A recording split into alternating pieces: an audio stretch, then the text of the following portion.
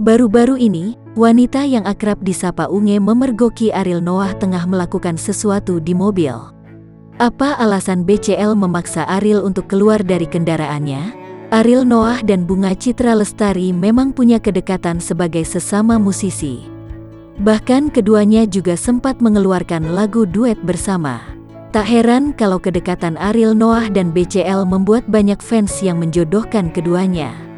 Siapa sangka, kejadian tak terduga terjadi saat Ariel Noah diam-diam menonton penampilan BCL.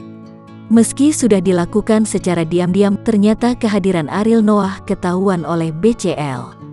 Saat BCL memergokinya melakukan hal ini di dalam mobil. Saat itu BCL baru saja tampil di acara konser Danamon New Life Experience Vol. 2 pada Jumat, tanggal 19 November tahun 2021. Konser tersebut digelar outdoor dengan konsep drive-in. Tak disangka, di antara ratusan mobil, terdapat Ariel Noah yang diam-diam menonton penampilan sang sahabat. Dari atas panggung, BCL pun berhasil mengendus kehadirannya di tengah ratusan mobil yang terparkir.